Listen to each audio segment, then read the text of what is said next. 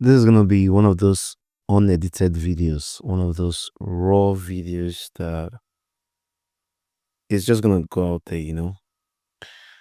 I'm one of those people who believe that humans are not the only one living on this planet.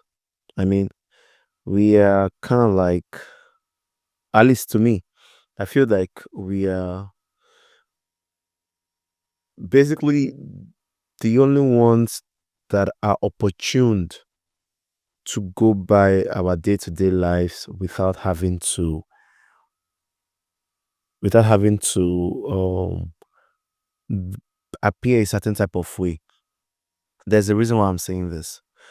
Over the years, now I'm someone who love mythology. I love things about things that are mystical, mythical, and things that will make you think.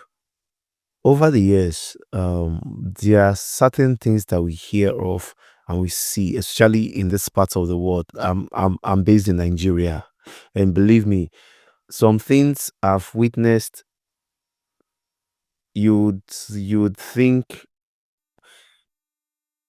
I probably was in a movie.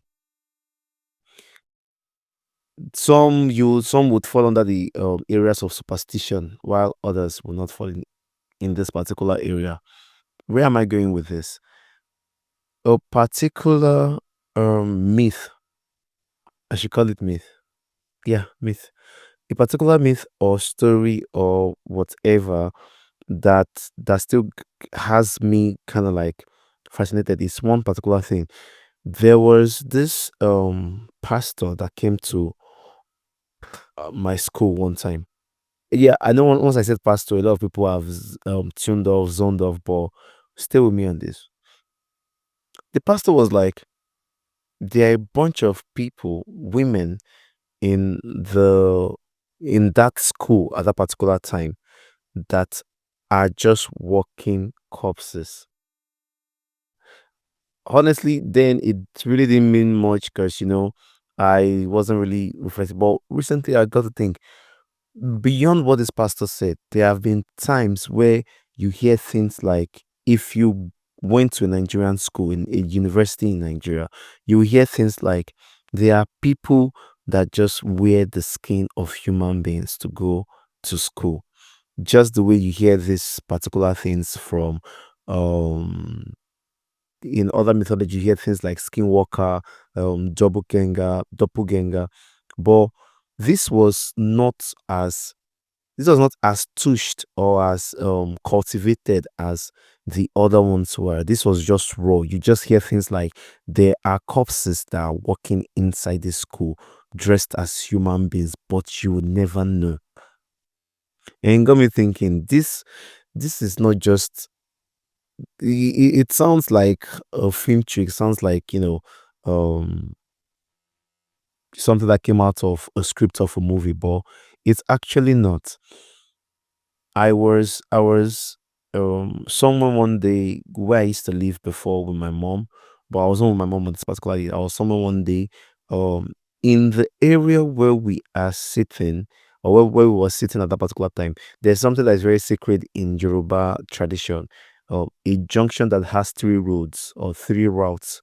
If there's a junction, on a normal day, a junction has four different roads, but if a junction has a three route, not exactly a T junction like this. No, it has to be one coming from this corner, another coming adjacent to it, another one coming like a Y kind of junction. If there is a junction like that, it's a sacred place. It's meant to be a place where spirits meet, or where the physical or the spiritual combine can interwoven or inter react or inter transmit, if that makes sense. There was a lady, a spiritual lady. This lady was spiritual, very, very known to be spiritual, not religious, spiritual. Under the hot afternoon of a particular day, this lady was walking and she stopped at this particular position. She stopped and moved to a side. And the words that came out of her mouth was, because when she moved, nobody knew what was going on. So she came later to come and sit where I was sitting because there was an elderly woman who she, sits with and discuss with sometimes. She was like, the woman was not asking her, why did you stop at this particular time? She was like, she encountered some people that were going on a mission. At that particular time, there was nobody there. Nobody. So it got me thinking, there are a lot more things that are beyond what we see, beyond the physical things we see, that are happening every single day in this world that we are just opportune to just live within the physical. We are just opportune to just live our lives without worrying about some supernatural things that go by. But there are some things. There's a reason why in some markets in Nigeria, you don't go to the market and buy a mirror and take the mirror facing the market while you're going, and you have to like cover the mirror while you are taking the mirror out, because you might see some things that you might not escape from. So or subsequently, or in other times, in other parts of the country, you don't go to a market and bend and peep through the space in between your legs.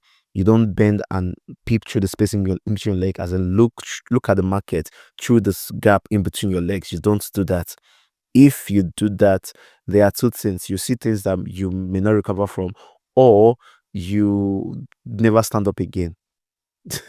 It's funny, but these are stories and these are myths that are woven into our cultures, and I I dare not try to believe that they are just stories, because I've been in the market once, tried to buy a mirror, and the way the elderly ladies there was so furious about how I placed the mirror. Don't show that mirror.